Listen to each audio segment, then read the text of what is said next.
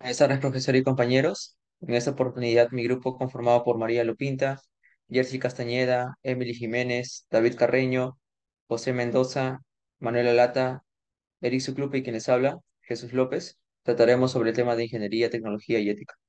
Siguiente diapositiva. Bueno, en esta primera parte trataremos de las herramientas de la tecnología para un desarrollo inclusivo.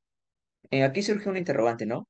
La cual es, ¿qué pueden hacer realmente los ingenieros frente cuando trabajan, por ejemplo, en una empresa de tecnología y necesitan colaborar en un desarrollo tecnológico más inclusivo? ¿Y qué clase de instrumentos tienen a su disposición para ello?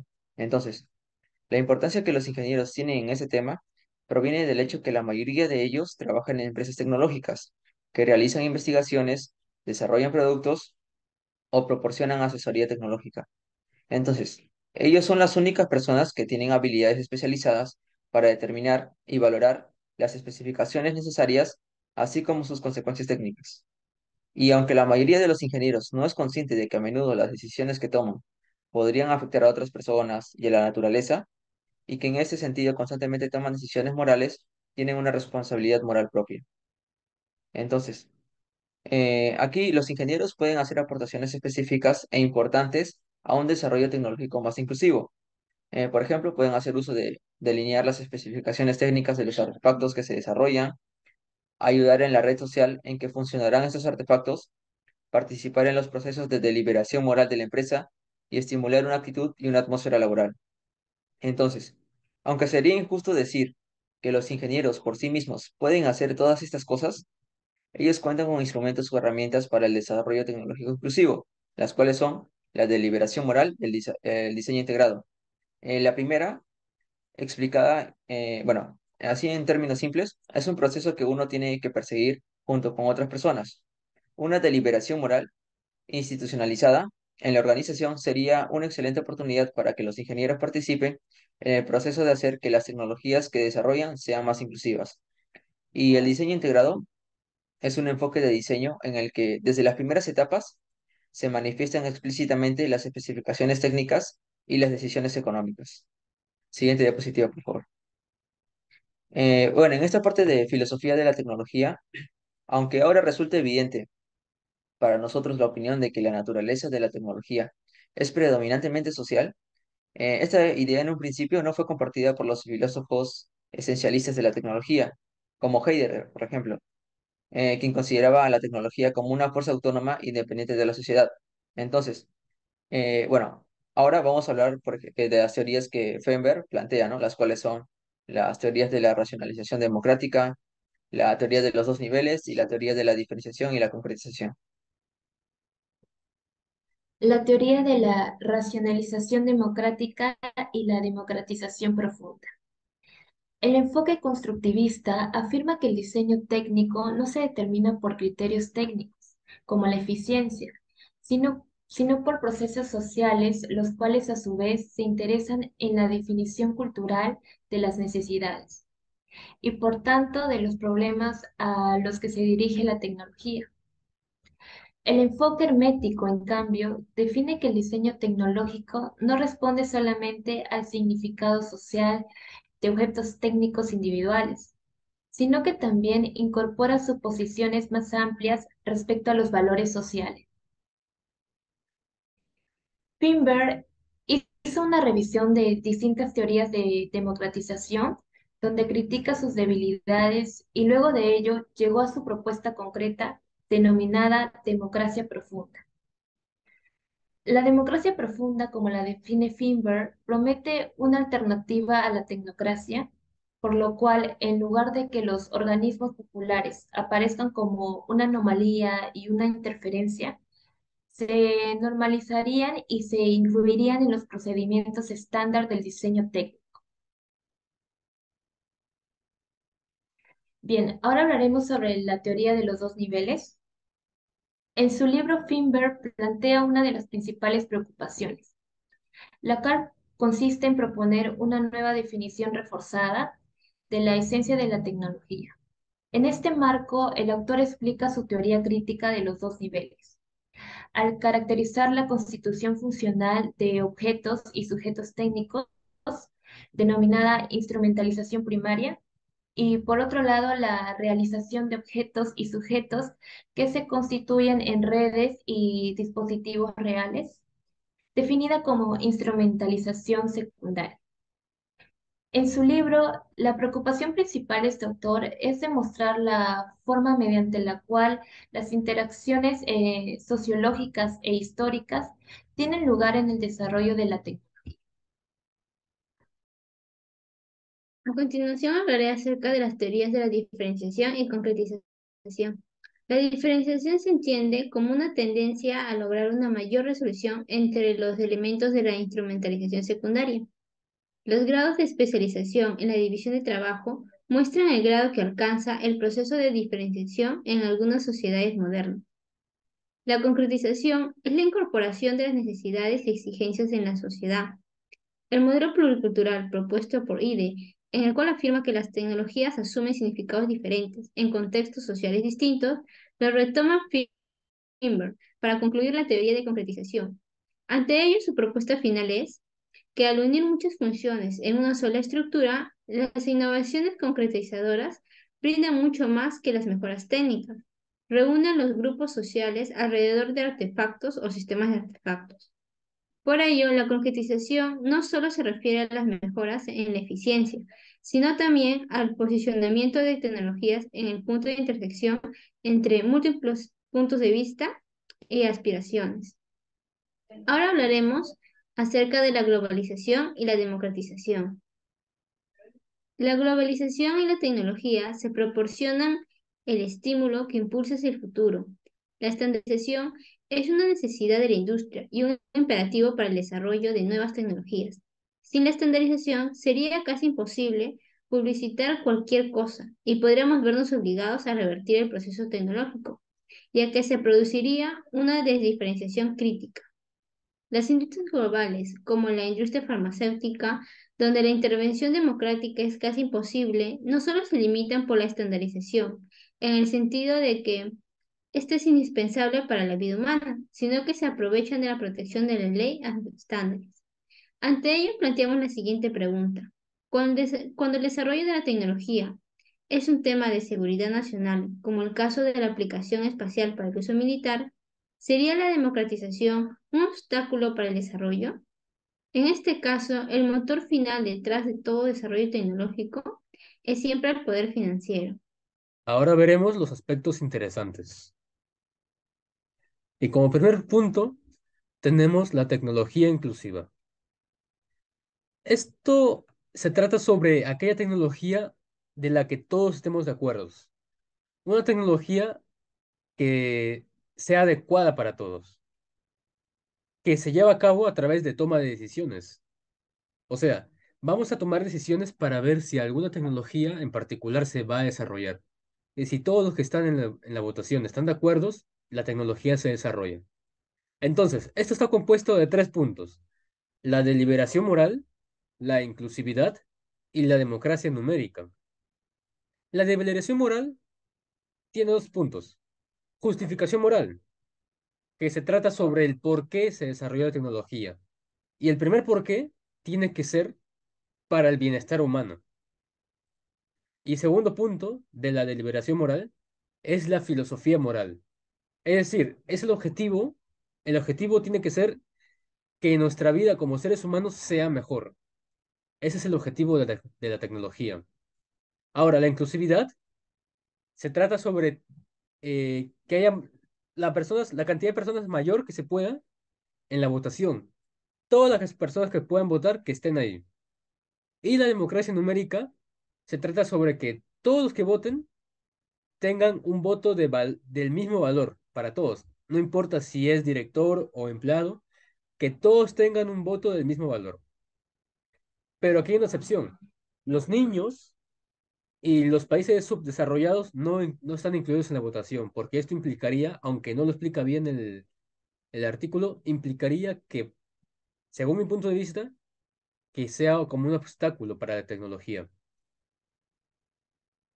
Ahora, eso es lo que se busca en un futuro, que la tecnología sea inclusiva, que no solo esté tomada por un grupo de gobernantes, sino por la mayoría de personas, para que así haya menos afectados y haya más beneficiados. Pero en la actualidad no sucede eso, por tres puntos. Muchas personas que son afectadas por la tecnología no tienen influencia en la toma de decisiones. Las decisiones la toman un pequeño grupo de inversionistas y directores, como lo acabo de explicar. Y casi siempre se carece de un espacio para deliberación moral. En esta ocasión les explicaré un aspecto interesante del texto Ingeniería, Tecnología y Ética. El tema es diferenciación y concretación. Estos dos movimientos distintos entre la instrumentalización primaria y secundaria. Y esta instrumentalización es mayor explicada en la teoría de los dos niveles. Vista en el resumen. Bueno, repasemos los dos conceptos. La diferenciación es la tendencia a lograr mayor resolución entre los elementos de la instrumentalización secundaria. Estos de acá, esta segunda columna. En cambio, la concretización es la incorporación de las necesidades y exigencias de la sociedad dentro del objeto técnico. Que, bueno, en realidad la concretización tendría que ver con los dos aspectos. Bueno, la diferenciación, según Fenberg, la tecnología no es algo separado de la sociedad, sino que está intrínsecamente conectada a ella. Nos dice que no solamente debemos verlo como un objeto técnico, sino como un objeto social y aparte político, debido a sus usos. Y también se refiere a que la tecnología puede ser diseñada y utilizada de diferentes maneras para satisfacer las necesidades y deseos de diferentes grupos sociales, además de incrementar necesidades también, ¿por qué no? Y bueno, en cambio, la concretización se refiere a cómo la tecnología se construye y cómo nos afecta a nosotros como personas, como población. La tecnología no es algo abstracto, no es algo inherente a nosotros, no es algo inalcanzable, sino que tiene un impacto real en la vida de las personas. Y esto se argumenta debido a que la concretización de la tecnología es un proceso social que se lleva a cabo a través de la interacción entre las personas y la tecnología en sí misma. Ahora les hablaré sobre los aspectos interesantes de la globalización y democratización. Finberg dice que es cierto que las personas que poseen los conocimientos para investigar, diseñar, crear y controlar nuevas tecnologías poseen poderes sin precedentes en nuestra sociedad. La democratización es un aspecto muy importante en este ámbito y se ha analizado ampliamente, pero también hay otras fuerzas en la sociedad que pueden explorarse si se desea comprender el desarrollo de la tecnología y tratar, quizás muy genuinamente, de influir en ella. La estandarización es una necesidad de la industria y un imperativo para el desarrollo de las nuevas tecnologías. Sin la estandarización, será casi imposible publicitar cualquier cosa y podríamos vernos obligados a revertir el progreso tecnológico, pues se produciría una desdiferenciación crítica. Entonces nos planteamos lo siguiente. ¿Qué pasa con las tecnologías que desarrollan los países e industrias del llamado mundo industrializado que se comercializan en los países en vía de desarrollo? Bueno, responderé la pregunta con un ejemplo.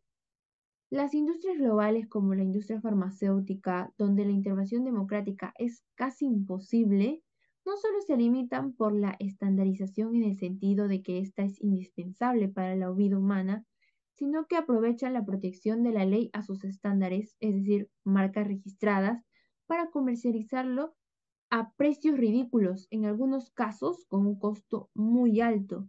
Tal es el caso de los países africanos.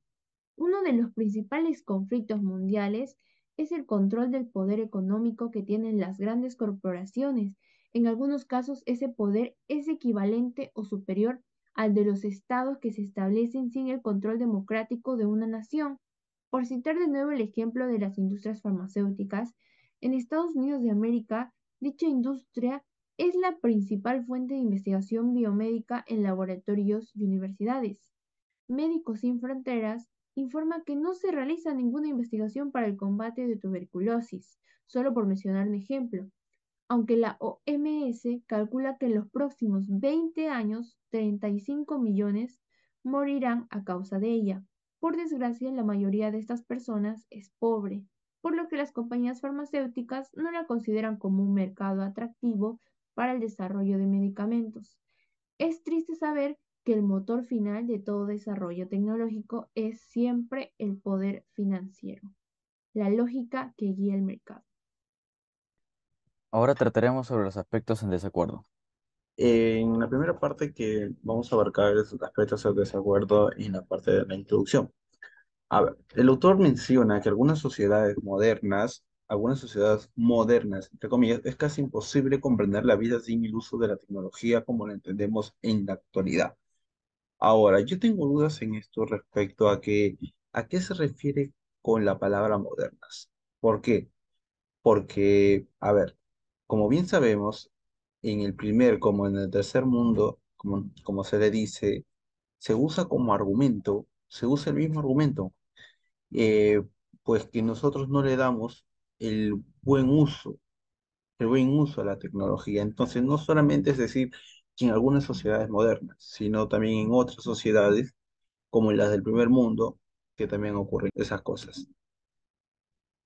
Podemos decir que en la parte de herramientas de tecnología para el desarrollo tecnológico inclusivo, uno de los puntos que toca el autor es que la tecnología, debido a su rápido desarrollo, en vez de que sirva a la humanidad, nos hace a nosotros sirvientes de la tecnología, mientras menciona que debido a este crecimiento, a pesar de la intervención de la sociedad en ocasiones, sigue un camino que no le gusta a nadie. A ver, estamos en desacuerdo porque de ver de ese modo el avance de la tecnología nos hace ver como si nosotros seríamos seres limitados. Más bien al contrario, deberíamos usar la tecnología para mejorar nuestra producción. Respecto al otro punto, la sociedad puede tener opiniones diferentes, pero por eso no tenemos que frenar el gran avance que se tiene. También tenemos, por último punto, que es en la parte de las conclusiones, tenemos el gran dilema de la sociedad con la tecnología, un bien o un mal.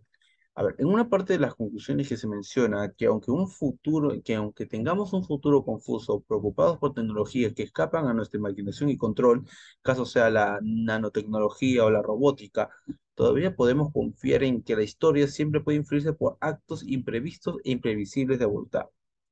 Que sí, y yo estoy en total desacuerdo con esto, porque personalmente veo que el autor inculca que a pesar que el futuro sea confuso, como él lo dice, o delicado, tenemos que esperar a alguien, que alguien haga algo de manera impredecible, en vez de que nosotros mismos nos invoque a tomar decisiones para tener un mejor futuro.